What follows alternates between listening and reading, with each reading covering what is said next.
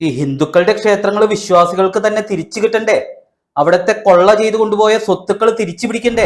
ഹിന്ദുക്കളെ എത്ര അടിച്ചമർത്തിയാലും ചവിട്ടിയാലും കൊന്നാലും രാഷ്ട്രീയ അടിമത്തം കാത്തു സൂക്ഷിക്കുന്ന ഒരു വിഭാഗം ഹിന്ദുക്കൾ. ഈ ഒരു ഹൈന്ദവ പ്രസ്ഥാനത്തില് എന്താണ് പ്രവർത്തന രീതി? ഇതില് എങ്ങനെ നിങ്ങൾക്കും ഭാഗമാകാം? നിങ്ങൾക്ക് എന്ത് ഗുണമായിരിക്കും കിട്ടുന്നത്? ഞാൻ ആ പാർട്ടിക്ക് വേണ്ടിയാണ് പാർട്ടിയുടെ പേര് പറയാതെ വീഡിയോകൾ ചെയ്യുന്നത് എന്നുള്ള തെറ്റിദ്ധാരണ കാരണം പലരും എന്നെ നേരിട്ട് വിളിച്ചിട്ടുണ്ടായിരുന്നു. നമസ്കാരം. അപ്പോ ഞാനിന്ന് ഹിന്ദു പാർട്ടി എന്ന് അഭിസംബോധന ചെയ്യുന്നില്ല, ഹിന്ദു കൂട്ടായ്മ എന്ന് അഭിസംബോധന ചെയ്യാനാണ് ആഗ്രഹിക്കുന്നത്. കാരണം ഈ ഒരു പ്രസ്ഥാനം എന്ന് പറയുന്നത് എങ്ങനെയാണ് പ്രവർത്തിക്കാൻ ഉദ്ദേശിക്കുന്നത്, അല്ലെങ്കിൽ ഇതിന്റെ പ്രവർത്തന രീതി എങ്ങനെയായിരിക്കും എന്നുള്ളത് വ്യക്തമായിട്ട് നിങ്ങളോട് പറയുന്നതിന് വേണ്ടിയിട്ടാണ് ഇന്നത്തെ വീഡിയോ ഞാൻ ഉപയോഗിക്കുന്നത്. അത് കേട്ട് കഴിയുമ്പോൾ നിങ്ങൾക്കും മനസ്സിലാവും ഇത് വെറും ഒരു പാർട്ടി മാത്രമല്ല, പാർട്ടി ഈ കൂട്ടായ്മയുടെ ഒരു ചെറിയ ഭാഗം മാത്രമാണ് എന്ന്. കാരണം ധാരാളം പോസിറ്റീവായിട്ടുള്ള റെസ്പോൺസുകളാണ് നമുക്ക് ലഭിച്ചത്. അതിൽ ഈ പാർട്ടിയിൽ ചേർന്ന് പ്രവർത്തിക്കാൻ ആഗ്രഹിക്കുന്നു എന്ന് പറഞ്ഞറിയിച്ച സുമനസ്സുകളും ധാരാളമുണ്ട്. അപ്പോൾ എന്താണ് പ്രവർത്തന രീതി? ഇതിൽ എങ്ങനെ നിങ്ങൾക്കും ഭാഗമാകാം? ഇതിലൂടെ നിങ്ങൾക്ക് എന്തു ഗുണമാണ് കിട്ടുന്നത് എന്നുള്ളതൊക്കെ വ്യക്തമായിട്ട് നിങ്ങൾ ഓരോരുത്തരും മനസ്സിലാക്കിയിരിക്കണം. നിങ്ങൾക്ക് എല്ലാവർക്കും അറിയാം, 2-3 വർഷത്തെ തയ്യാറെടുപ്പുകൾക്ക് ശേഷമാണ് ഞങ്ങൾ ഇങ്ങനെ ഒരു രാഷ്ട്രീയ പാർട്ടി എന്ന് പറയുന്ന രീതിയിലോട്ട് ചിന്തിച്ചു തുടങ്ങിയത് എന്നുള്ളത്. അതിനിടയ്ക്ക് ഒരു കാര്യം ഞാൻ പറയട്ടെ, ചില തെറ്റിദ്ധാരണകൾ മാറ്റുന്നതിന് വേണ്ടിയിട്ടാണ്. അതായത് പാർട്ടി എന്ന് പറയുന്ന ആശയം ഇങ്ങനെ മനസ്സിൽ ഇരിക്കുന്ന സമയത്ത്, അതും പാർട്ടിയുടെ ഭരണഘടന വരെ ഞങ്ങൾ ഡ്രാഫ്റ്റ് ചെയ്ത് വെച്ചിരിക്കുന്ന അവസ്ഥയിൽ കേരളത്തിലെ മറ്റൊരു പാർട്ടി വരുന്നു എന്നുള്ള വാർത്ത കേട്ടപ്പോൾ 100 കൂട്ടം തിരക്കുകൾക്കിടയിൽ ഒരു പാർട്ടി കൂടി തലയിലെടുത്ത് വെക്കണ്ടല്ലോ എന്ന് വിചാരിച്ച്, അതും ആ പുതിയ പാർട്ടി നല്ല രീതിയിൽ പോവുകയാണെങ്കിൽ അതുമായിട്ട് സഹകരിച്ച് പോകാം എന്നുള്ള രീതിയിൽ ഞങ്ങളുടെ കൂട്ടായ്മയുടെ പ്രതിനിധി എന്നുള്ള രീതിയിൽ ഞാൻ മാത്രം ആദ്യത്തെ മീറ്റിങ്ങിൽ പോയിട്ടുണ്ടായിരുന്നു. അതായത് ആ പുതിയ പാർട്ടിയുടെ മീറ്റിങ്ങിൽ അതിലെ ചുമതലകളും എന്നെ ഏൽപ്പിച്ചിട്ടുണ്ടായിരുന്നു. ആദ്യത്തെ പത്രസമ്മേളനത്തിനും ഞാൻ പങ്കെടുത്തിട്ടുണ്ടായിരുന്നു. പക്ഷെ ആശയപരമായിട്ട് ഒത്തുപോകാൻ സാധിക്കില്ല എന്ന് വളരെ വേഗം തന്നെ ഞാൻ തിരിച്ചറിഞ്ഞു. 10 ദിവസങ്ങൾക്കുള്ളിൽ തന്നെ ഞാൻ മാന്യമായിട്ട് കാരണം വിശദമായിട്ട് പറഞ്ഞിട്ട് അതിൽ നിന്ന് പിന്മാറി. അതിനുശേഷമാണ് ഇപ്പൊ ഞാൻ ഈ വീഡിയോകളൊക്കെ ചെയ്തുകൊണ്ടിരിക്കുന്നത്. അല്ലാതെ മലപ്പുറത്തു നിന്നുള്ള ആ പാർട്ടിക്ക് വേണ്ടിയല്ല എന്ന് ഈ അവസരത്തിൽ വ്യക്തമാക്കിയാണ്. ഇത്രയും പറയാൻ കാരണം, ഞാൻ ആ പാർട്ടിക്ക് വേണ്ടിയാണ് ഈ വീഡിയോകളൊക്കെ പാർട്ടിയുടെ പേര് പറയാതെ ചെയ്യുന്നത് എന്നുള്ള തെറ്റിദ്ധാരണ കാരണം പലരും എന്നെ നേരിട്ട് വിളിച്ചിട്ടുണ്ടായിരുന്നു. അപ്പോൾ ആ തെറ്റിദ്ധാരണ മാറ്റുക എന്നുള്ള ഉദ്ദേശത്തോടു കൂടി മാത്രമാണ് ഇപ്പോൾ ഇതിവിടെ പറഞ്ഞത്. ഇനി വിഷയത്തിലേക്ക് വരാം. ആദ്യത്തേത്, എല്ലാവരും ആവശ്യപ്പെടുന്നത് വാട്സപ്പ് ഗ്രൂപ്പിൽ ആഡ് ചെയ്യാനാണ്. ഞങ്ങൾക്കിപ്പോൾ സത്യത്തിൽ വാട്സപ്പ് ഗ്രൂപ്പ് ഇല്ല എന്നുള്ളതാണ് കാര്യം. അതിന് വ്യക്തമായിട്ടുള്ള കാരണങ്ങളുണ്ട്. ഒന്നാമത്തേത്, നിരവധി ഫോർവേഡ് മെസ്സേജുകൾ വരും. അതായത് ഗുഡ് മോർണിംഗ്, ആശംസകൾ, അങ്ങനെ നിരവധി ഫോർവേഡ് മെസ്സേജുകൾ വരും. അതെല്ലാവർക്കും പിന്നീട് ഒരു തലവേദനയായിട്ടും ശല്യമായിട്ടും വരും. ഏറ്റവും പ്രധാനപ്പെട്ടത്, ചിലർ ഇതുപോലെയുള്ള വാട്സപ്പ് ഗ്രൂപ്പുകളെ കാണുന്നത് സ്വന്തം ബിസിനസ്സിന് പ്രൊമോഷൻ കൊടുക്കാൻ വേണ്ടിയിട്ടാണ്. വേറെ ചിലര് വാട്സപ്പ് ഗ്രൂപ്പിലെ അംഗങ്ങളുടെ നമ്പർ ശേഖരിക്കുന്നതിന് വേണ്ടിയിട്ടാണ് വാട്സപ്പ് ഗ്രൂപ്പ് ഉപയോഗിക്കുന്നത്. പിന്നെ നേരിട്ട് ഒരാളെയും കാണാതെ ഗ്രൂപ്പിലേക്ക് ആഡ് ചെയ്താൽ ധാരാളം ചാരന്മാരും ഇതിലേക്ക് കയറി വരും. അങ്ങനെ നമ്മുടെ ശത്രുക്കൾ തന്നെ നിങ്ങളുടെ ഒക്കെ നമ്പറുകൾ കൈക്കലാക്കും. എന്തിനാ വെറുതെ വേണ്ടാത്ത പണിക്ക് പോകുന്നത്? അപ്പോ നമ്മളൊക്കെ ഒന്ന് നേരിട്ട് കണ്ടതിന് ശേഷം, നിങ്ങളൊക്കെ ഈ കൂട്ടായ്മയുടെ ഉദ്ദേശ ലക്ഷ്യങ്ങൾ വ്യക്തമായിട്ട് മനസ്സിലാക്കിയതിന് ശേഷം, നിങ്ങൾ എല്ലാവരും നിങ്ങൾക്ക് ചെയ്യാൻ സാധിക്കുന്ന, അത് ചെറുതോ വലുതോ ആയിക്കൊള്ളട്ടെ, അങ്ങനെ ചില ഉത്തരവാദിത്തങ്ങളൊക്കെ ഏറ്റെടുത്തതിന് ശേഷം അതാത് ഗ്രൂപ്പിൽ ആഡ് ചെയ്യപ്പെടുന്നതല്ലേ നല്ലത്.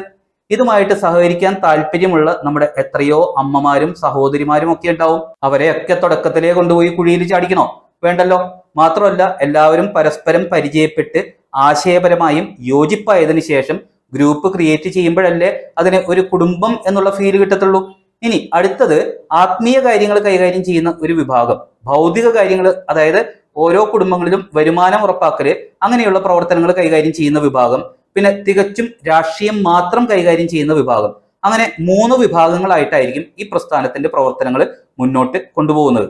ആത്മീയ വിഭാഗത്തില് ആചാര്യന്മാരുണ്ടാവും, സന്യാസി ശ്രേഷ്ഠന്മാരുണ്ടാവും, നല്ല നല്ല പ്രഭാഷണങ്ങൾ നടത്തുന്നവരുണ്ടാവും, ഗൃഹസമ്പർക്ക പരിപാടികൾ സംഘടിപ്പിക്കുന്നതിന് പ്രവർത്തകരുണ്ടാവും. മാത്രമല്ല, കുട്ടികൾക്കും യുവതീ യുവാക്കൾക്കും പ്രൊഫഷണലുകൾക്കും വീട്ടമ്മമാർക്കും മുതിർന്ന വ്യക്തിത്വങ്ങൾക്കും എല്ലാം പ്രത്യേകം ക്ലാസ്സുകളും പഠന ശിബിരങ്ങളും ഒക്കെ ഇതിലൂടെ നമ്മൾ നടത്തും. അടുത്തതാണ് പ്രധാനം, ഓരോരുത്തർക്കും വരുമാനം ഉറപ്പാക്കൽ. അതായത് ഓരോ ഹൈന്ദവ കുടുംബങ്ങളിലും വരുമാനം ഉറപ്പിക്കുക എന്നുള്ളത്. അത് ഭൗതിക വിഭാഗത്തിലൂടെ നടപ്പിലാക്കും. കുട്ടികളെ ഉയർന്ന രീതിയിൽ ചിന്തിക്കാനും പ്രവർത്തിക്കാനും പരിശീലനം നൽകുക. അതായത് ഒരു സ്റ്റാഫായിട്ട് മാത്രം നിൽക്കുക, അല്ലെങ്കിൽ ഒരു കടയിൽ ജോലിക്കാരനാവുക, അങ്ങനെയുള്ള സ്വപ്നങ്ങളല്ല നമ്മുടെ കുട്ടികൾ കാണേണ്ടത്. അതേപോലെ തന്നെ യുവതീ യുവാക്കൾക്ക് വിദ്യാഭ്യാസം, തൊഴിലധിഷ്ഠിത വിദ്യാഭ്യാസം, പിന്നെയും ആവശ്യമുള്ള മറ്റ് പല സേവനങ്ങൾ നൽകുക, സംരംഭമാണെങ്കിൽ അത്, ജോലിയാണെങ്കിൽ അത്, ഇതൊക്കെ നേടിയെടുക്കാനുള്ള സഹായങ്ങൾ നൽകുക. അങ്ങനെ ഹൈന്ദവ സമൂഹത്തിന്റെ സാമ്പത്തികവും വിദ്യാഭ്യാസപരമായിട്ടുള്ള ഉന്നതി അതിലൂടെ കൈവരിക്കുക എന്നുള്ളതായിരിക്കും നമ്മുടെ ലക്ഷ്യം. അതിനായിട്ട് ഭൗതിക വിഭാഗത്തിൽ നിക്ഷേപകരുണ്ടാവും, വിദ്യാഭ്യാസ വിദഗ്ധരുണ്ടാവും, മാനേജ്മെന്റ് മേഖലകളിൽ പരിചയസമ്പത്തുള്ള പ്രൊഫഷണലുകൾ ഉണ്ടാവും.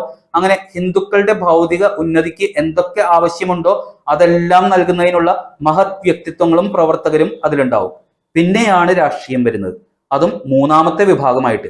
അവിടെ തികച്ചും രാഷ്ട്രീയപരമായിട്ടുള്ള കാര്യങ്ങളായിരിക്കും കൈകാര്യം ചെയ്യപ്പെടുന്നത്. അതായത് നമ്മുടെ ഹിന്ദുക്കളുടെ ക്ഷേത്രങ്ങൾ വിശ്വാസികൾക്ക് തന്നെ തിരിച്ചു കിട്ടണ്ടേ, അവിടുത്തെ കൊള്ള ചെയ്തു കൊണ്ടുപോയ സ്വത്തുക്കൾ തിരിച്ചു പിടിക്കണ്ടേ, ഭരണകൂടങ്ങളിൽ നമ്മളുടെ പ്രതിനിധികളും വരണ്ടേ, സർക്കാരുകളിൽ നിന്ന് നമുക്ക് കിട്ടാനുള്ള അവകാശപ്പെട്ടത് നേടിയെടുക്കണ്ടേ, അതൊക്കെ നേടിയെടുക്കല് നമ്മുടെ രാഷ്ട്രീയ പാർട്ടിയുടെ ചുമതലയായിരിക്കും. അതിനു മുൻപ് നമ്മുടെ രാഷ്ട്രീയ വിഭാഗത്തിന് വലിയൊരു കടമ്പ കടക്കാനുണ്ട്. അതായത് നമ്മുടെ സഹോദരങ്ങളെ രാഷ്ട്രീയമായിട്ട് പ്രബുദ്ധരാക്കുക, അതായത് ഹിന്ദുക്കൾക്കിടയിൽ നടത്തേണ്ട രാഷ്ട്രീയ ബോധവൽക്കരണം. അതാണ് ഏറ്റവും ബുദ്ധിമുട്ട്. കാരണം ഹിന്ദുക്കളെ എത്ര അടിച്ചമർത്തിയാലും ചവിട്ടിയാലും കൊന്നാലും രാഷ്ട്രീയ അടിമത്തം കാത്തു സൂക്ഷിക്കുന്ന ഒരു വിഭാഗം ഹിന്ദുക്കള് അവരിൽ ശത്രുവാര് മിത്രമാര് എന്ന് തിരിച്ചറിയാനുള്ള കഴിവ് വളർത്തിയെടുക്കണം. അതായിരിക്കും രാഷ്ട്രീയ പാർട്ടിയുടെ ആദ്യത്തെ ലക്ഷ്യം എന്ന് പറയുന്നത്. അപ്പോൾ ആത്മീയ ആചാര്യന്മാരെയും കുട്ടികളെയും യുവതീ യുവാക്കളെയും വീട്ടമ്മമാരെയും മുതിർന്നവരെയും ബിസിനസ്സുകാരെയും ആരോഗ്യ പ്രവർത്തകരെയും പ്രൊഫഷണലുകളെയും കലാകാരന്മാരെയും അങ്ങനെ എല്ലാ വിഭാഗങ്ങളെയും സഹായിക്കുന്ന, അവരെ എല്ലാം ചേർത്ത് നിർത്തുന്ന, അതിലും പ്രത്യേകം ശ്രദ്ധിക്കുക, ജാതി വർഗ ഭേദമന്യേ പ്രവർത്തിക്കുന്ന ഒരു പ്രസ്ഥാനം. അത് ഇന്ന് ഈ നിമിഷം മുതൽ നമുക്കൊരുമിച്ച് സ്വപ്നം കണ്ടു തുടങ്ങാം. മാത്രമല്ല പ്രവർത്തനങ്ങളിലൂടെ അത് നമുക്കൊരുമിച്ച് കൈകോർത്ത് നിന്ന് ഒരേ മനസ്സോടെ പ്രാവർത്തികമാക്കണം. ഇതില് നിങ്ങൾക്ക് എന്ത് ചെയ്യാൻ സാധിക്കും എന്നാണ് നിങ്ങൾ ഇനി വാട്സപ്പിലൂടെ ഞങ്ങളെ അറിയിക്കേണ്ടത്. പിന്നെ പ്രത്യേകം ശ്രദ്ധിക്കേണ്ടത്, ഇന്ന് തുടങ്ങുന്ന ഈ യജ്ഞം നാളെ തന്നെ നടപ്പിലാക്കി കളയാം എന്നുള്ള ചിന്തയൊന്നും ഞങ്ങൾക്കില്ല. അതുപോലെ തന്നെ ആ സത്യം നിങ്ങളും മനസ്സിലാക്കുക. കാരണം അക്ഷമരാവരുത് എന്നുള്ളത് മാത്രമാണ് എനിക്ക് പറയാനുള്ളത്. ഞാനിങ്ങനെ പറയാൻ കാരണം ചിലപ്പോൾ നമ്മൾ ഇന്ന് തുടങ്ങിവെക്കുന്നതിന്റെ ഗുണം എന്ന് പറയുന്നത് നമ്മുടെ അടുത്ത തലമുറയ്ക്കായിരിക്കും ഗുണം ചെയ്യുന്നത്. പക്ഷേ ഇത് നമ്മൾ ചെയ്യേണ്ടത് നമ്മുടെ കടമയാണ് എന്ന് മനസ്സിലാക്കുക. അപ്പോൾ ജയ് ഭാരത് മാതാ.